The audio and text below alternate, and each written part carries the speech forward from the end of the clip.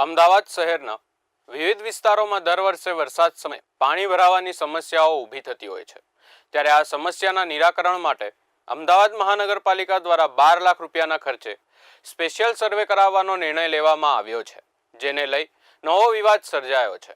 એએમસીએ આ કામ માટે આઈઆઈટી ગાંધીનગરને દાયિત્વ સોંપ્યું છે, જ્યાંથી શહેરમાં પાણી ભરાવાની સ્થિતિનું વિશ્લેષણ કરી અને દર વર્ષે રિપીટ થતી સમસ્યાનું મૂલ્યાંકન કરવામાં આવશે।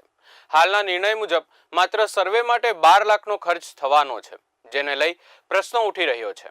એએમસી પોતાના ઇજનેરો અને વિભાગીય અધિકારીઓ શું આવા સર્વે માટે અયોગ્ય છે તેવા અનેક સવાલો ઊભા થઈ રહ્યા છે।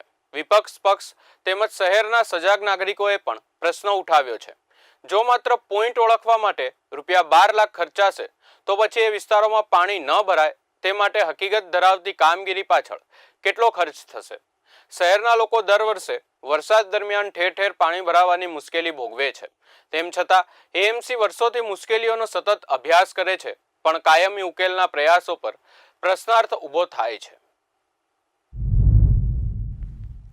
પણ આખા જે નેટવર્કની વાત જે છે, સ્ટ્રોમ વોટરનું નેટવર્ક, સ્ટ્રોમ વોટરનું નેટવર્ક જે છે એ આખું દરેક વિસ્તારનું જે ભૌગોલિક પરિસ્થિતિ હોય છે અલગ અલગ હોય છે, એટલે એકબીજાની સાથે સંયુક્ત રીતે થતું હોય છે।